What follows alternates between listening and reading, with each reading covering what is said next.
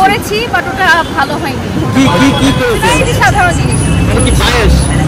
বা ও মিষ্টি খায়। তাহলে কি রান্না করেছেন? গরুর মাংস, নুডলস। কেমন যাচ্ছে এখনকার দিন তার প্রিয় মানুষকে যারা? নিজের ব্যক্তিগত লাইফ নিয়ে খুব ব্যস্ত আছি, এই জন্য হয়তো অনলাইনে আপনারা দেখছেন নিজের পার্সোনাল লাইফ ক্যারিয়ার নিয়ে আমরা খুব ব্যস্ত আছি। বাট ইনশাল্লাহ কোনো না কোনো দিন ভালো কোনো সময়ের অপেক্ষায় আছি আপনাদের সাথে আবার ভালো একটা পজিশন নিয়ে আসবো। গত ঈদে তো মামুনকে অনেক কিছু গিফট করেছেন, আপনাকে মামুন কি কি গিফট করেছিল? গত ঈদে তো আমরা একসঙ্গে কাটিয়ে মানে ঈদ গেছে আর কি, রোজার ঈদ। আপনি এই ঈদে, হ্যাঁ ঈদ তো চলেই গেছে, এটা বললাম গত ঈদ। আমি আসলে ঈদের সময় নিজের জন্য কিছু কিনি না। আর মামুন আপনাকে কি দিয়েছে ঈদে? মামুন কি শুরু দেয় না আপনাকে? মামুন সালামি দিয়েছে। সালামি হ্যাঁ দিছে তো, ঈদের আগের দিন দিল না রাতে? ঈদের আগের দিন শুধু খালি সালামি দিছে? ঈদের আগের দিন রাতে দিল তো তোমাকে গিফট। মামুনকে আপনি অনেক টাকার গিফট করেছেন, লাখ লাখ টাকার শপিং করে দিয়েছেন, মামুন আপনাকে শুধু ঈদের সালামি দিয়েছে? এটাই অনেক বড় ব্যাপার, এটাই অনেক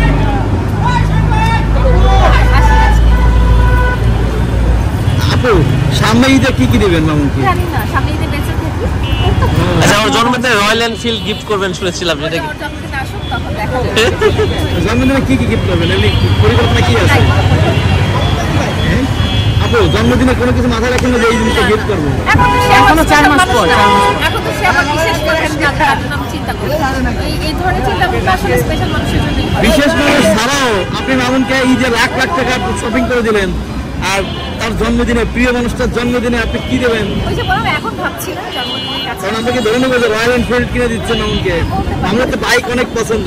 মামুনের অনেক কিছু পছন্দ, তখন তার জন্মদিনে তার প্রেমিকা বা তার ওয়াইফ দিবে, আমি কেন? কেন, আপনি তার প্রেমিকা না?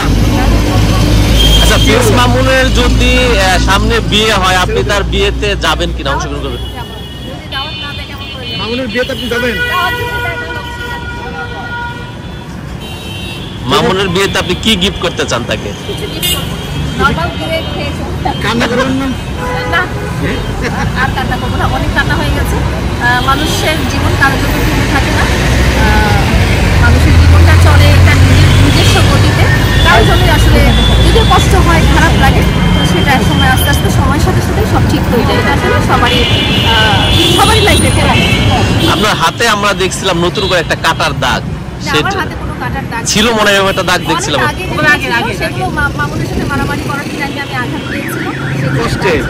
না, মামুন আমাকে হিট করেছিল, মারামারি করেছিল, সেগুলোরই দাগ আমি কোনো কাটাকাটি। আপু ভবিষ্যতে কি আপনি মডেল, তারপরে কি বলে মিউজিক ভিডিও? একটা সময় তো আমরা মিউজিক ভিডিওতে আপনাকে দেখেছি, আবার নতুন করে পাবো কিনা? যদি ওরকম কোয়ালিফাইড হই তাহলে। আপনি এমনিতেই কোয়ালিফাইড আমরা জানি, তো করবেন কিনা? যদি ওরকম কোয়ালিফাইড হই তাহলে। আপনি ফটোশুট করেছেন, ওই ভিডিওটা ইন্টারন্যাশনাল লেভেলে ফটোশুট ছিল, ওইরকম ফটোশুট আসবে কিনা সামনে? অফার পাচ্ছেন না? হয়তো অফার পাচ্ছি, বাট ওই যে বললাম আমি ব্যক্তিগত লাইফ এবং নিজস্ব ক্যারিয়ার নিয়ে খুব বিজি। তো এখন আসলে অনলাইনের ক্যারিয়ারটা তো আসলে প্রিন্স মামুনের জন্যই ছিল, এখন যেহেতু সেই ব্যক্তিটাই নাই, এটার জন্য আমার আসলে সেরকম কোনো প্রেফারেন্স বা ইম্পর্টেন্সটা নাই। আপনি স্যার কি ক্যারিয়ার নিয়ে ব্যস্ত আছেন? আমার নিজস্ব যে ক্যারিয়ার আছে আপু নাটক সিনেমার অফার তো পাচ্ছেন না? আচ্ছা, শেষ করে দেবো, আপনার দর্শক আপনাকে অনেকদিন দেখেন না, বা আপনি মিডিয়ার সামনে অনেকদিন আসেন না, তো যারা আপনাকে এই মুহূর্তে দেখছে তাদেরকে বা আপনার ফ্যান ফলোয়ার যারা, সবাইকে অনেক অনেক শুভেচ্ছা। আমার জন্য দোয়া করবেন যেন হাসি খুশিভাবে জীবনটা পার করে দিতে পারি এবং সবার যেন হাসি খুশিভাবেই থাকতে পারি। দোয়া করবেন আমার জন্য। ওকে, আল্লাহ হাফেজ। অনেক সময় ধরে ব্যস্ততার ভিতর দিয়ে ভালো লাগছে।